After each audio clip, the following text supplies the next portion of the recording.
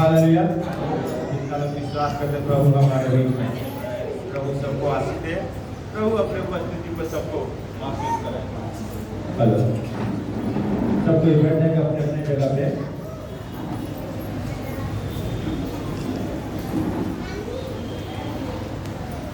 Hallelujah, प्रभु के नाम की स्तुति हो। हम पवित्र शास्त्र को खोलेंगे और प्रभु के वचन से हम सीखेंगे। इफिसियों का पुस्तक खोलेंगे, 3 अध्याय 14 से 21 पद तक। कोई खड़े होकर पढ़े। 3 अध्याय और 14 से 21 पद। मैं इसी कारण उस पिता के सामने घुटने टेकता हूँ जिससे स्वर्ग और पृथ्वी पर हर एक घराने का नाम रखा जाता है कि वह अपनी महिमा के धन के अनुसार तुम्हें यह दान दे कि तुम उनके आत्मा से अपने भीतरी मनुष्यत्व में सामर्थ पाकर बलवंत होते जाओ और विश्वास के द्वारा मसीह तुम्हारे हृदय में बसे कि तुम प्रेम में जड़ पकड़कर और नेव डालकर सब पवित्र लोगों के साथ भली भांति समझने की शक्ति पाओ कि उनकी चौड़ाई और लंबाई और ऊंचाई और गहराई कितनी है, और मसीह के उस प्रेम को जान सको जो ज्ञान से बड़े है, कि तुम परमेश्वर की सारी भरपूरी तक परिपूर्ण हो जाओ। अब जो ऐसा सामर्थ्य है कि हमारी विनती और समझ से कहीं अधिक काम कर सकते हैं, उस सामर्थ्य के अनुसार जो हम में कार्य करते हैं कलीसिया में और मसीह यीशु में उनकी महिमा पीढ़ी से पीढ़ी तक युगानुयुग होती रहे। आमीन। आमीन। हालेलुया। इस बड़ी सुनी वचन हम सबको प्रभु आशीष दे। हम वचन को विशेष करके ध्यान देंगे। प्रभु आप सबसे बातें करना चाहते हैं, लेकिन क्या हम उनकी बात को सुनने के लिए तैयार हैं? जब उन बातों को सुनने के लिए तैयार हैं, तो प्रभु अपने वचन से आप सबसे बातें करें। हालेलुया। प्रभु के नाम। तो यहाँ पे लिखा है मसीह का प्रेम, मसीह का प्रेम।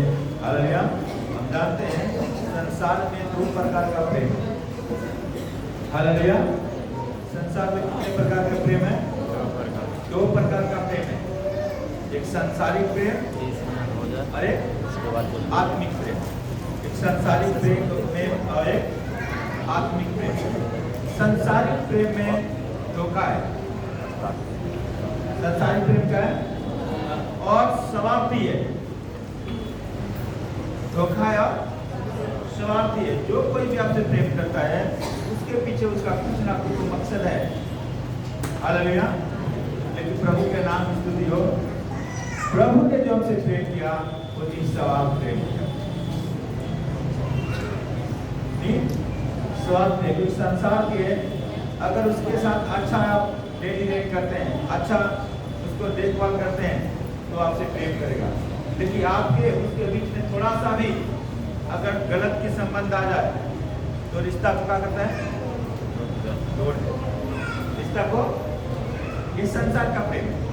लेकिन मसीह का प्रेम में लिखा है कि जब हम पापी थे तभी मसीह हमारे लिए मर गया। ये मसीह का प्रेम, वो पापी के लिए अपना प्राण दिया। लेकिन अगर हम गलती करते हैं तो हमारे लोग या हमारे हित कुटुंब या हमारे दोस्त साथी क्या करते हैं? छोड़ देते हैं। ये तो ऐसा है, ये तो ऐसी है, बात हो रहा।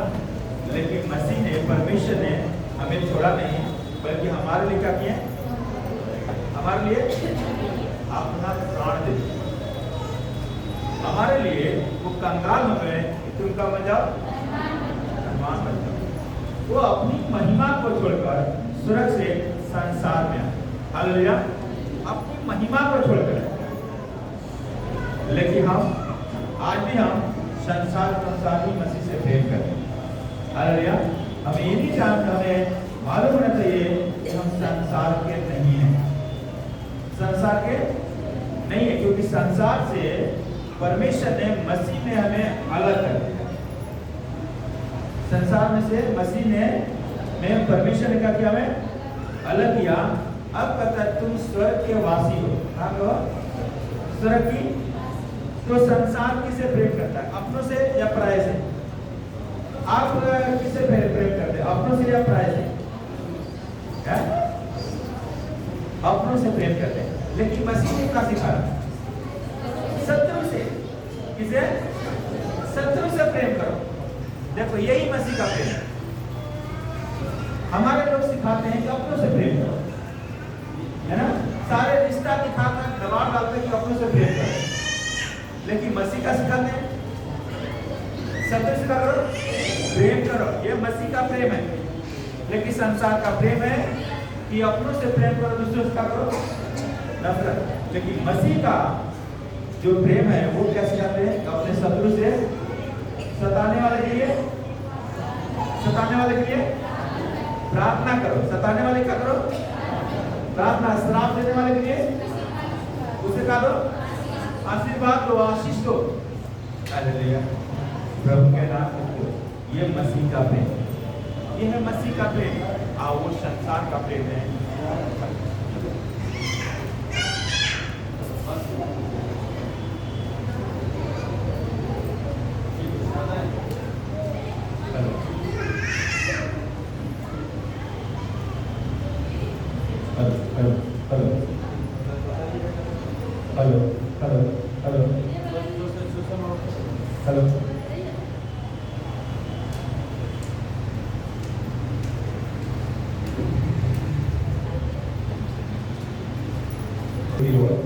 तो ये मसीह का प्रेम क्या है? मसीह का प्रेम है जो वो शत्रु से भी प्रेम करना, शत्रु से प्रेम करना सिखाते हैं।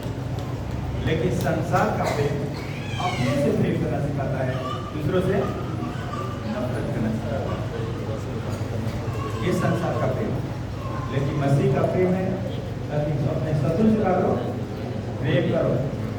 श्राप देने वाले को से आशीष दो, सताने वाले को क्या करो? प्रार्थना करो। हालेलुया। ये मसीह सिर्फ बताए नहीं, बल्कि मसीह ने करके दिखाए। बताए नहीं बल्कि करके दिखाए। हालेलुया। जब उनके हाथ पांव में कील ठोका जा रहा था, मसीह ने क्या बोला? मसीह ने क्या बोले? हे पिता है क्षमा कर दे, इनको मालूम नहीं है ये क्या कर रहे हैं। इनको मालूम नहीं है ये क्या कर रहे हैं। बात है ना। तो जो आपके साथ ऐसा व्यवहार करता है, ये समझ है ना, उसको मालूम नहीं है। जब मालूम हो जाएगा ना तो आपसे प्रेम करेगा। जब उसको मालूम हो जाएगा तो आपसे क्या करेगा?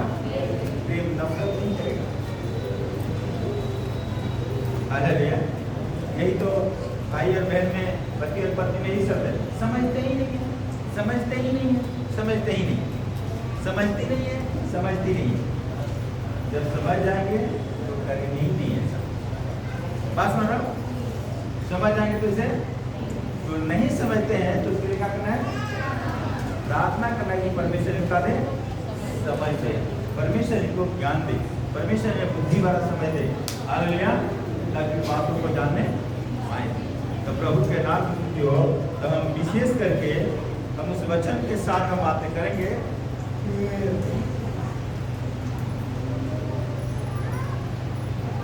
इफिसियों का पुस्तक 3 का 14 पद, एक बार फिर से रिपीट करें, 14 पद।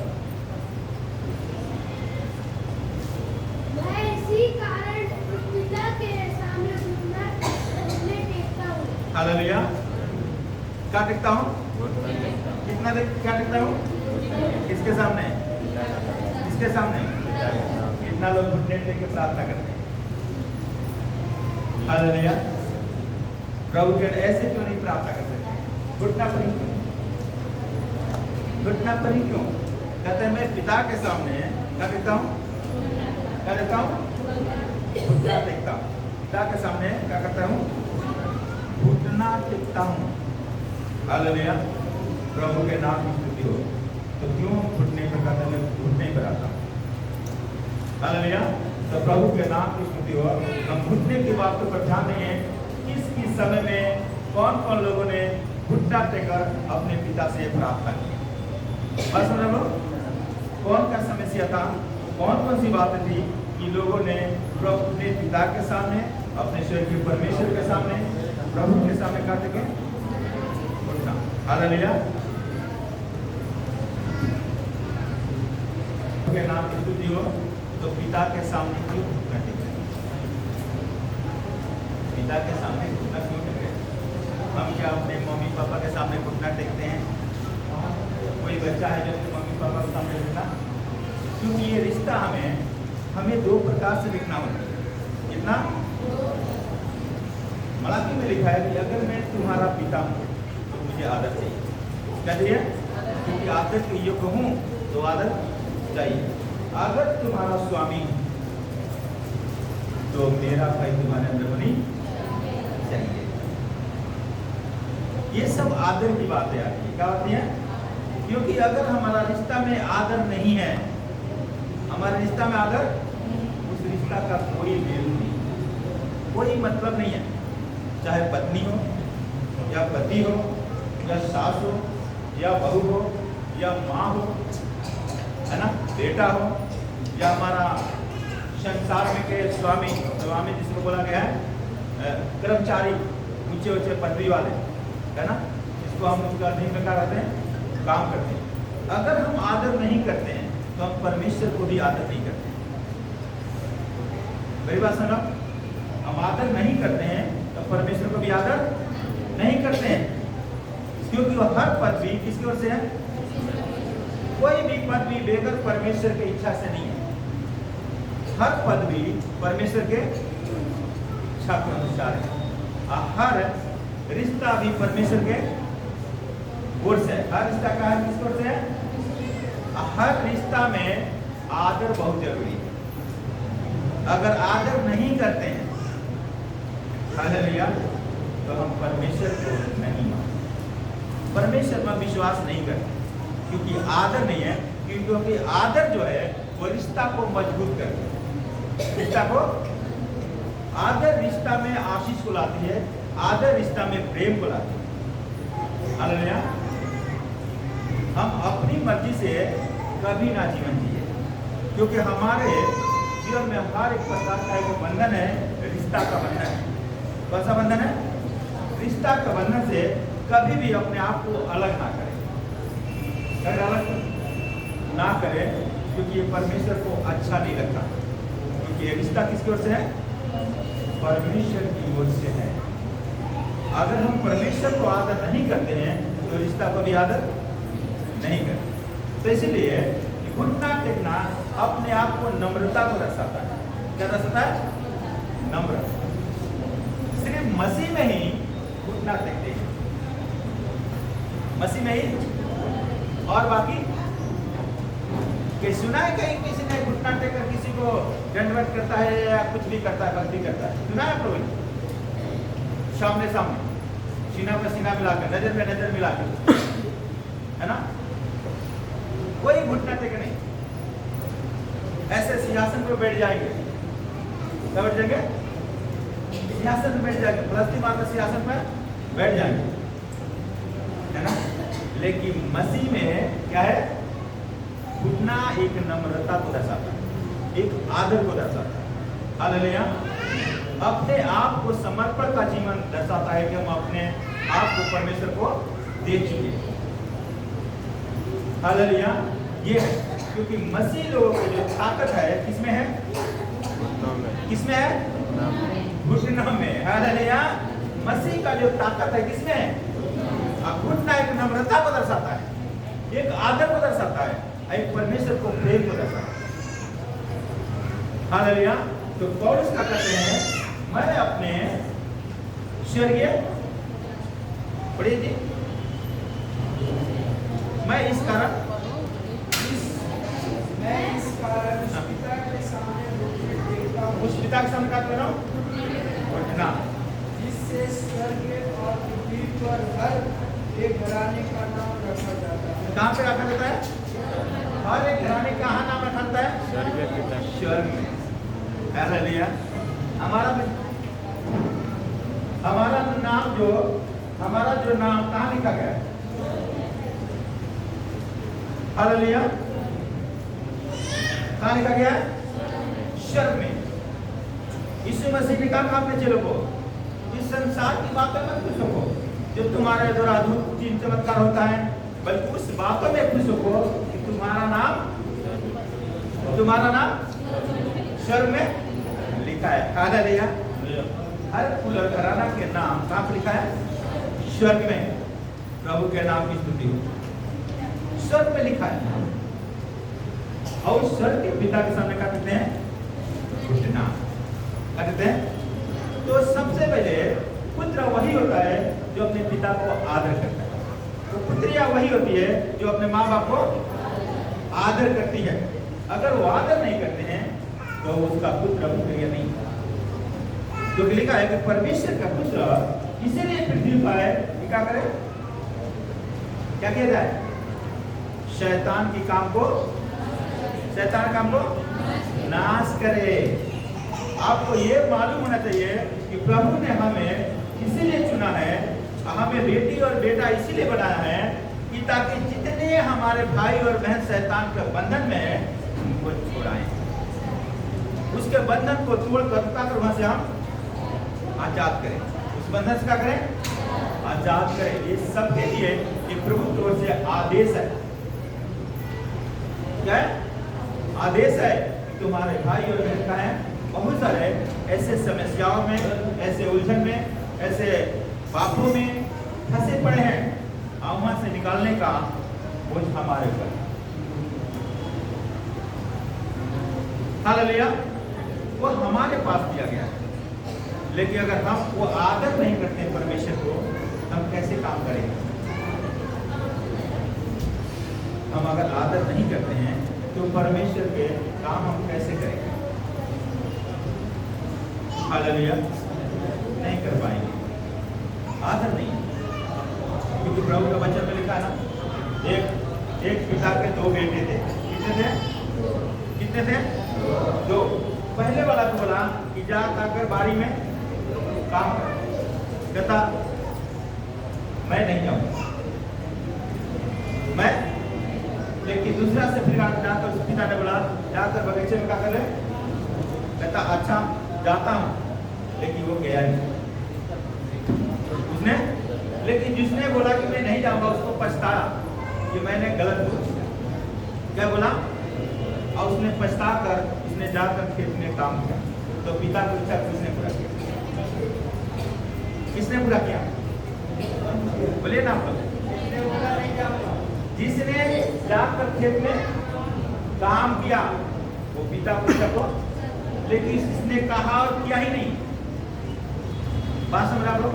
तो सिर्फ हम सुनते रहे प्रभु का वचन और अपने जीवन में उसको लागू ना करें, उस वचन को काम में ना लाए, तो उससे कोई फायदा नहीं है। पिता को इच्छा को पूरा नहीं कर सकते, पिता को इच्छा को पूरा नहीं कर सकते, क्योंकि जो कहा गया वो काम हमने नहीं किया।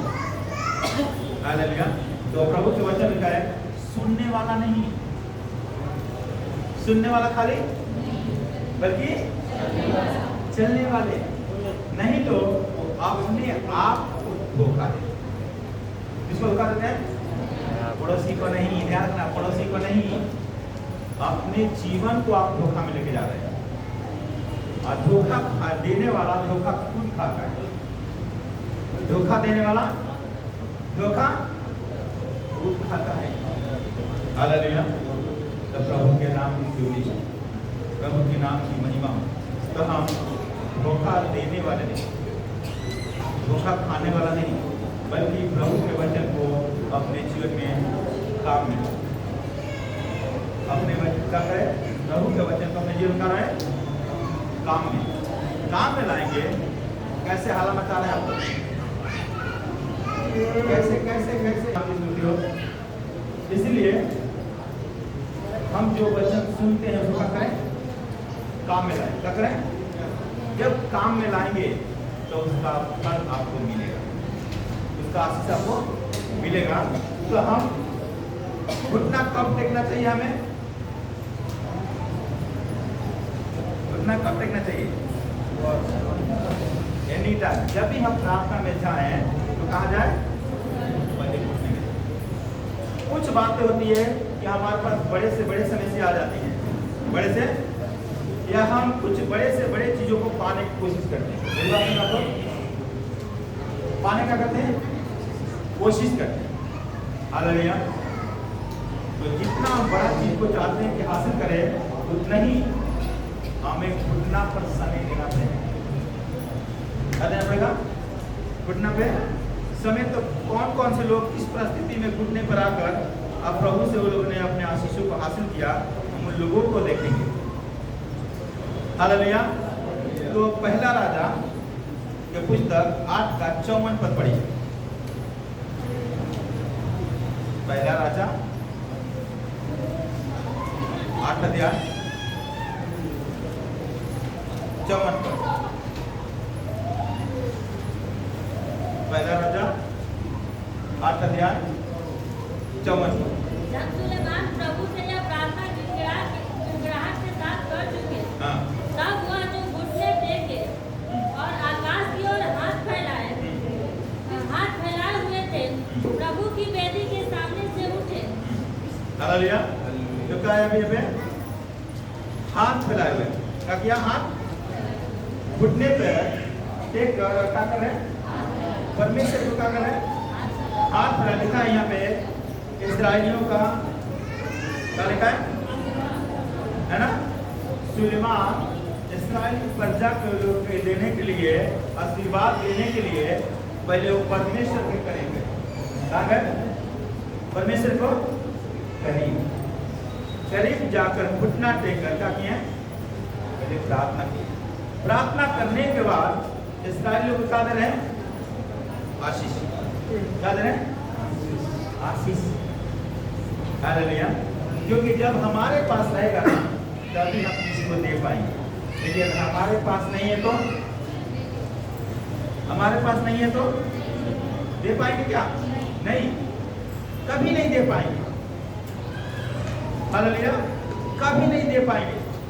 प्रभु के नाम की स्तुति। हमारे पास होना बहुत जरूरी है। अगर हमारे पास ज्ञान नहीं है, हम दूसरों को नहीं सिखा सकते। हमारे पास प्रार्थना का जीवन नहीं है, हम दूसरों को आशीष के लायक नहीं बन सकते हैं, क्योंकि खुद को हम आशीष नहीं हैं। हालेलुया। बात समझ ना? बोरी सब लोग जानते हैं ना, बोरी है ना? बोरी कहीं अलग जगह रहती है ना? उसका संबंध कहाँ से रहता है? बोरी का पानी से, नीचे से। अब खेत का संबंध उस बोरिंग से, पता है कि नहीं? खेत का संबंध जब यहाँ से बोरिंग चलते ना तो खेत में क्या करती है, लेकिन उसका नालियां सही ना हो। बोरिंग तो चल रही है, बोरिंग तो, लेकिन नालियां सही नहीं है, तो क्या खेत में पानी पहुंच पाएगा? खेत में पानी पहुंचेगा तो इसकी सिंचाई कैसे होगी? इसकी सिंचाई कैसे होगी? अरे नहीं हो पाएगा, वो नहीं पाएगा। इसलिए परमेश्वर आशीष का भंडार है, आशीष का, वो एनी टाइम आशीष देने के लिए तैयार है, एनी टाइम। ये नहीं कि 11 से 12, 12 से ये 1 से 2, ऐसा नहीं है, 24 है क्या? लेकिन हम हरा संबंध क्या परमेश्वर से कैसे, क्या आदर उसको देते हैं? वो सारे रिश्ता को आदर देंगे तभी परमेश्वर पूछता है। पति पत्नी को आदर देना सीखे, पत्नी पति को आदर देना सीखे, माँ बाप बच्चों को भी आदर करना सीखे, बच्चे माँ बाप को आदर करना सीखे, दास स्वामी को आदर करना सीखे, स्वामी दास को आदर सारे बात है। अगर आदर नहीं है ना तो उसमें कोई महत्व नहीं है, महत्व नहीं है, क्योंकि परमेश्वर को आदर नहीं दिया है, क्योंकि परमेश्वर सब कुछ आदर के साथ बनाया। हालेलुया। तो ये आदर मांग रहे हैं किसके लिए? प्रजा के लिए। हालेलुया। तो यहाँ पे सुलेमान को देखते हैं घुटने पर आते हुए। हालेलुया। दूसरी बात है इसी का दूसरा इतिहास 6:13 पर, दूसरा इतिहास का पुस्तक 6:13 पर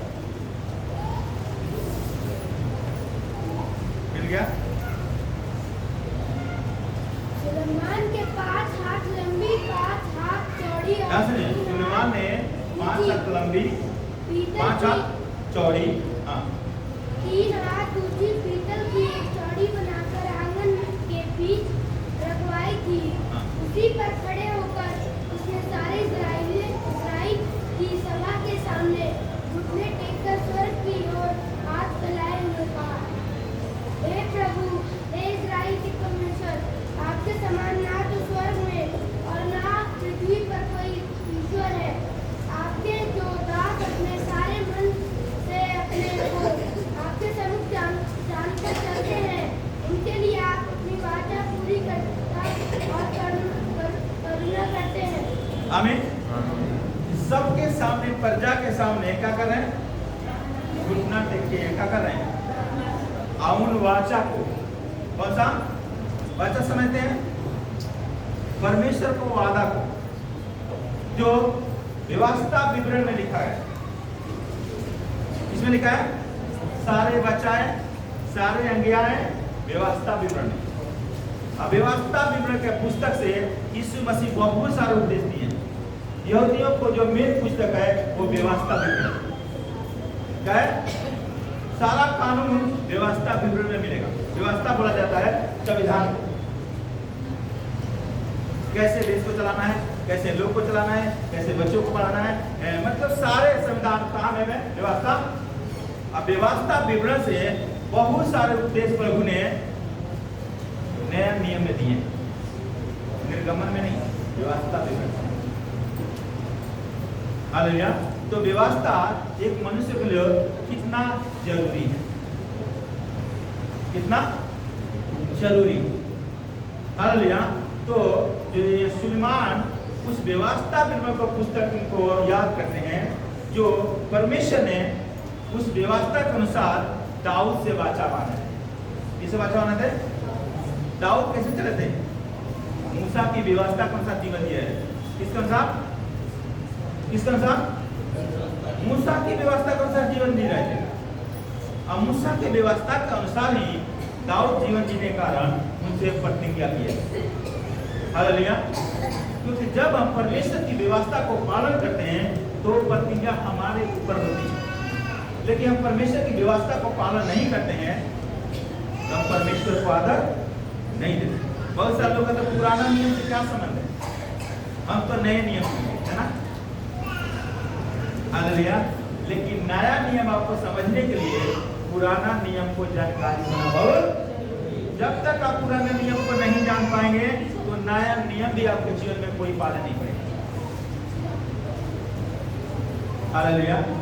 पुराना नियम जानेंगे तो भी प्रकाशित वाक्य भी जानेंगे जो पृथ्वी का आदमी, क्योंकि पुराने नियम से सारे चीजों का संबंध है। हालेलुया। पुराने नियम से क्या सब, क्या इसमें परमेश्वर ने हमें आज्ञा नहीं दिया है?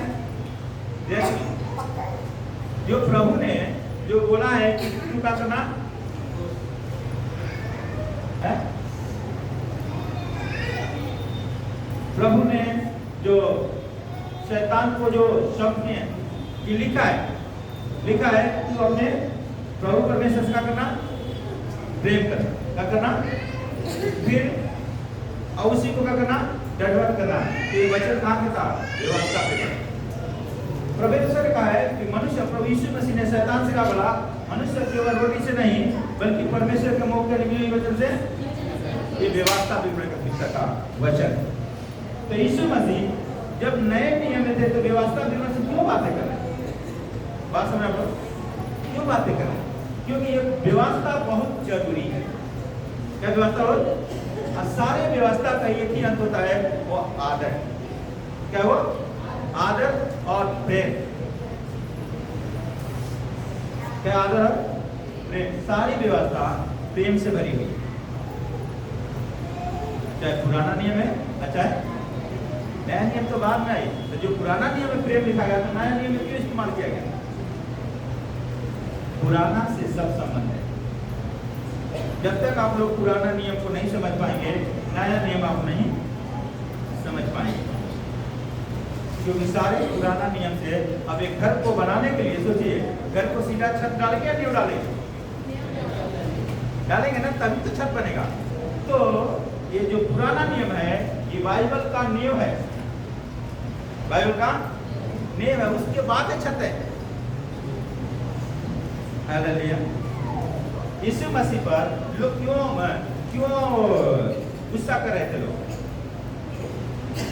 क्यों यीशु मसीह पर गुस्सा करते? यीशु मसीह खुलकर क्यों नहीं बोले कि मैं ही परमेश्वर हूं? क्योंकि पुराना नियम है, निर्गमन का पुस्तक में लिखा है, मुझे छोड़ किसी को परमेश्वर करके, तुम्हारा कितना परमेश्वर है? अब यीशु मसीह कहते हैं कि मैं ही परमेश्वर हूं, तो कितना हो जाते हैं? फिर तो गड़बड़ हो गया ना, होता कि नहीं? तो ना व्यवस्था का समझने के कारण लोग क्या करते हैं? व्यवस्था को ना समझ के कारण वो क्या करते हैं? ठोकर खाते हैं। क्या खाते हैं? ठोकर खाते हैं। इसलिए एक जगह जब यीशु मसीह ने एक पापी को क्या किए? चंगाई दी। क्या किए? जो लकवा के रोगी था, उसको लोग चरपाई पर लाए। वहां पे कौन कौन लोग थे? धर्मगुरु। कौन कौन लोग थे वहां पे? धर्मगुरु, सदुकी, फरीसी और शास्त्री, ये धर्मगुरु लोग हैं। यीशु मसीह जब वहां बोले कि हे मनुष्य तेरा पाप और तू उठ, और ये तीन लोग व्यवस्थापक लोग क्या करते हैं? ये मनुष्य परमेश्वर को निंदा, परमेश्वर को छोड़कर कोई मनुष्य को पाप क्षमा, क्योंकि जो कोई भी पाप करता है वो पहले परमेश्वर के विरुद्ध में पाप करता है। क्योंकि पहला कानून किसने दिया? परमेश्वर का है, ये परमेश्वर का आदेश है। तो इसलिए जो कोई भी पाप करता है वो पहले परमेश्वर के विरुद्ध पाप करता है। आइए, पाप की सजा 4 कितना होती है? कितना होती है? ध्यान, आप ये गलती करते हैं ना तो 4 सजा के दंड के योग्य है आप, एक नहीं 4 सजा की योग्य। इसीलिए जक्कई ने जब अपने पाप को परास्त किया तो कितना परसेंट परास्त किया? कितना गुना? 4 गुना। अन्याय से धन कमाया था ना, तो हो सके गोविंद भाई से अन्याय कमाया हो, जगत से कमाया हो, गीता से कमाया हो, कुमारी से कमाया हो, है ना, तो उनके साथ धोखा देकर पैसा कमाया। तो भैया इनको अगर मान लो कि लिया है तो इसको थोड़ा सा अगर प्रायश्चित करना है तो मैं 10% ले लो। कितना परसेंट? आपको गलती किया मैंने, 10% आपको देंगे, तो फिर 3 गुना एक्स्ट्रा क्यों दिया? 3 गुना एक्स्ट्रा क्यों दिया? क्योंकि हर गलती का 4 सजा। कितना सजा है? सबसे पहले सजा परमेश्वर की ओर से होती है, दूसरा सजा सत्येंद्र की ओर से होती है ना? पता है कि नहीं? तीसरा सजा सरकार की ओर से, इसका से अच्छा होता समाज की ओर से, क्योंकि समाज पर तो बड़ा असर पड़ता है। तो देखो ना, कभी कभी समाज भी क्या करता है? दंड देता है कि नहीं? दंड देता है ना, बात ना। इसीलिए उसने 4 गुना, कितना गुना? 4 गुना भरा। इसलिए आज गलती करना हमारे लिए बड़ा डेंजर है, बड़ा डेंजर है। हम गलती को हम सीरियस नहीं लेते हैं, लेकिन बड़ा ही डेंजर है। उड़ाऊ पुत्र को आपने पढ़े होंगे। उड़ाऊ पुत्र में जब उसने प्रायश्चित करके आया, कहां से आया? जब वहां से अपने पाप को परास्त किए थे, पहले कहा क्या अपने पिता से? हे पिता, मैंने स्वर्ग के परमेश्वर के विरुद्ध पाप किया हूं। किसके? आप फिर आपके विरुद्ध भी पाप किया हूं, क्योंकि आपकी संपत्ति को मैंने परमेश्वर के विरुद्ध किया, क्योंकि परमेश्वर ने कहा है हे बच्चों अपने माँ बाप को क्या करो? आदर करो। तो मैंने नहीं किया, मम्मी पापा को अपना आदर नहीं किया। हालेलुया। इसीलिए पहले अपने स्वर्ग के परमेश्वर के सामने अपने पाप को पराजित करता है। तो इसीलिए सत्य फरीसी शास्त्री क्या कहते हैं? ये तो परमेश्वर की निंदा कर रहे हैं, क्योंकि परमेश्वर को छोड़ कोई मनुष्य को पाप को क्षमा। यीशु मसीह सच्चे प्रीति में कहते तुम जानो अगर कि मनुष्य के पुत्र को पृथ्वी पर पाप क्षमा करने का भी अधिकार है। और उसने कहा हे पुत्र तेरा पाप का हुआ, खाट उठाओ, खाट उठाओ। क्या हुआ? खाट उठाओ। तो क्या प्रमाणित हुआ? क्या प्रमाणित हुआ? यीशु परमेश्वर है। यीशु का है परमेश्वर, क्योंकि जब तुम खुद कहते हो कि परमेश्वर के छोड़कर कोई पाप क्षमा नहीं कर सकता, तो वहां पाप क्षमा हुआ है, तो कौन व्यक्ति है? बात समझ रहे आप लोग? वो परमेश्वर है। तो जब भी मनुष्य कोई गलती करता है, तो पहले ईश्वर की परमेश्वर के विरुद्ध जाता है, उसके बाद सारे रिश्ता को अपमान करता है। हम एक गलती करने के लिए हमें 4 बार नहीं 10 बार सोचना चाहिए। हालेलुया। तो यहाँ घुटना देकर उन चीजों को सुलेमान स्मरण कराते जो परमेश्वर ने उन लोगों से वाचा बांधा था, जो व्यवस्था विवरण में है कि अगर मेरी प्रजा के लोग मुझे छोड़कर अगर त्याग देंगे तो मैं उनको तितर करूंगा। क्या करूंगा? उनको बदुआई करूंगा, बदुआई में ले जाऊंगा, इकट्ठे रहने नहीं दूंगा। आज जिस नगर में बसे हैं उस नगर में बसने। तो उसी बातों को याद कर रहे हैं। उस व्यवस्था के अनुसार दाऊद चले थे, जिसके द्वारा परमेश्वर ने दाऊद से क्या बना थे? वाचा स्मरण दिला रहे हैं। अपने दास के द्वारा वाचा बांधे थे, आज पूरा किए हैं। हालेलुया। आज क्या किए हैं? पूरा किए हैं। हालेलुया। तो प्रभु के नाम की स्तुति हो।